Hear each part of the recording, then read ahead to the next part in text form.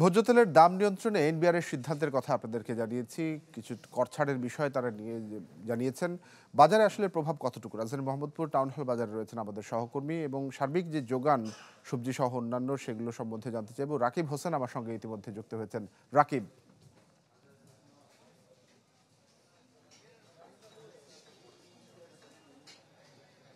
তানভীর, গতকালকে আসলে জাতীয় রাজস্ব বোর্ডের পক্ষ থেকে যেই নোটিশটি দেওয়া হয়েছে যে সব ধরনের ভোজ্য তেলে কিন্তু তারা কর ছাড় দিয়েছে, অর্থাৎ 15% যে ভ্যাট নেওয়া হতো সেটি কিন্তু কমিয়ে আনা হয়েছে সব ধরনের। আগে কিছুদিন আগে যেটি আলোচনা এসেছে যে সয়াবিন তেলের ভ্যাট কমানো হয়েছে 5% নামানো হয়েছে 15% থেকে। এখন কিন্তু ক্যানোলা, সানফ্লাওয়ার এবং যত ধরনের ভোজ্য তেল আমদানি হয় সব ধরনের ভোজ্য তেল আমদানিতে কিন্তু ভ্যাট ট্যাক্স এগুলো কমানো হয়েছে, যাতে বাজারে ভোজ্য তেলের সরবরাহ স্বাভাবিক থাকে এবং দাম ক্রেতা সাধারণের নাগালের মধ্যে থাকে। তো সেই প্রেক্ষাপটে কিন্তু বাজারে এসে দেখা যাচ্ছে যে বাজারে এখনো কিন্তু বড় বড় কোম্পানিগুলো সরবরাহ কিন্তু স্বাভাবিক করেনি। তারা কিছুদিন আগে বিশ্ববাজারে তেলের দাম বেড়েছে এই দাবিতে যখন সরকারের কাছে দাবি জানায় যে দাম বাড়ানোর জন্য, তখন সরকার ভ্যাট ট্যাক্স ছাড় দেয় এবং একটা ক্ষেত্রে কিন্তু 8 টাকা প্রতি লিটারের তেলের দাম বাড়ায়। কিন্তু এখনো সব বাজারে কিন্তু তারা সরবরাহ স্বাভাবিক করেনি এবং দামও কিন্তু বাড়তি রাখছে। এখনো কিন্তু অনেক দোকানদার তেলের পাশাপাশি কিন্তু অন্যান্য জিনিস কেনার জন্য ক্রেতাদেরকে বাধ্য করছেন। তো আমরা একজন বিক্রেতার সাথে একটু কথা বলি যে তারা কতটুকু সরবরাহ পাচ্ছে এবং কি দামে বিক্রি করছে।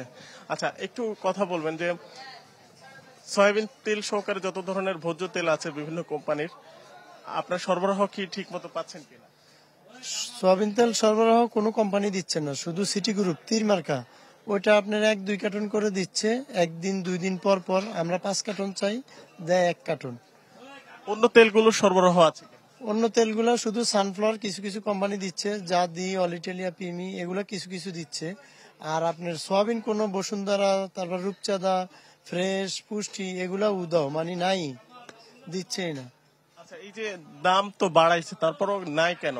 লিটারে 8 টাকা করে বাড়াইছে, বাড়তি রেটটা শুধু তীরেরটা আসছে, আর কোনো কোম্পানির তেল দিচ্ছে না। ওরা এমনি আসে, বাজারে আসলে জিজ্ঞেস করলে বলে যে ভাই কোম্পানি ডিউ নিচ্ছে না, প্রোডাক্ট দিচ্ছে না।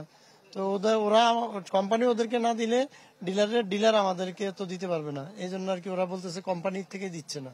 তাহলে ক্রেতারা কি ঠিক মতো পাচ্ছে? না, ক্রেতারা কোথা থেকে পাবে? আমরা না দিতে পারলে ক্রেতারা পাবে কোথায়? কেউ খোলা তেল নিচ্ছে, কেউ রাইস ব্র্যান্ড নিচ্ছে, কেউ সরিষার তেল নিচ্ছে, আর সানফ্লাওয়ার তো আর সবার খাওয়া সম্ভব না।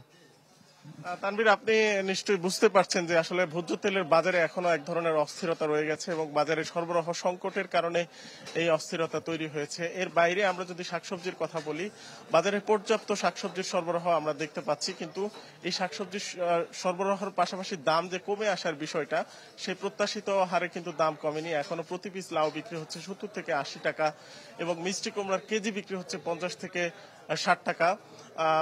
টমেটো, কাঁচামরিচ, ফুলকপি, বাঁধাকপি সব ধরনের শীতকালীন সবজি কিন্তু এখনো সাধারণের নাগালের মধ্যে আসেনি এবং ব্রয়লার মুরগির দামও কিন্তু সপ্তাহ ব্যবধানে প্রায় 20 টাকা বেড়েছে।